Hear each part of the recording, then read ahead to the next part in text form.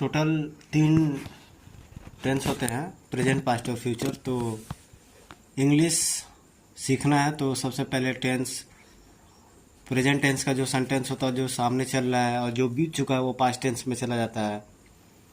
So simple we can start with present tense sentences और फिर past tense के शब्दों का, फिर future. Whenever we want to communicate with in English, जब हम इंग्लिश में बातचीत करना चाहते हैं तो हमारा जो वर्ड्स है वो सिंपल निकलना चाहिए। अगर नहीं आता है तो हम न्यूज़पेपर में पढ़ के, मैगजीन्स, बुक्स वगैरह में पढ़ के कॉन्फिडेंस को बढ़ाता है। It will help to boost your confidence. और किताबों में जो ग्रामर जो दिया रहता है स्पोकन बोलने में बिल्कुल अलग डिफरेंट चीज़ होती है। ये आपका पर्सनालिटी को अच्छा भी करता है, ये आपके अंदर की एक एट्रीब्यूट भी है। तो कोशिश करके इंग्लिश को बोला और समझा जा सकता है। बिहार में कोई ठाकुर कोई करके राइटर थे, बहुत अच्छा लिखते थे। तो जो इंग्लिश ग्रामर की जो किताबें हैं, अगर किसी को शुरू से समझना है तो हिंदी इंग्लिश वर्जन में अक्सर जो है बिहार पब्लिकेशन की अभी भी निकलती है।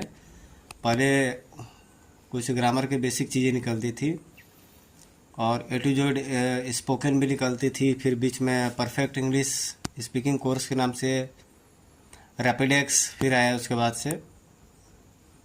ओवरऑल इंग्लिश को बोलना समझना बहुत ही आसान है और रोज़मर्रा डेली लाइफ स्टाइल में आने वाले वर्ड्स जो होते हैं वो करीब 1500 वर्ड्स होते हैं रेगुलर प्रैक्टिस पे। फिर उसके बाद से रेगुलर प्रैक्टिस से उसमें प्रोफिशिएंट हुआ जा सकता है। और उसके बाद से छोटे छोटे शब्दों को आप ले लीजिए, singing, acting, dancing, eating, playing, cooking, ये सारे वर्ड्स जो हैं वो ग्रुप में डिस्कशन करके या क्लास में या फिर खुद से भी अपने से भी किया जा सकता है। लगभग हर एक एग्जामिनेशन में, छोटे लेवल के जो एग्जामिनेशन हो उसमें 10 से 15 या 20 मार्क्स का इंग्लिश आता है। और प्रीपोजिशन वगैरह जो हो गए, जो ग्रामर के जो कोर चीज़ें हैं वो भी बुक्स के माध्यम से प्रैक्टिस करके इसको जाना जा सकता है। कोई भी एग्जामिनेशन या कोई भी इंटरव्यू सेक्शन हो तो थोड़ी बहुत स्पोकन लेवल चेक की जाती है।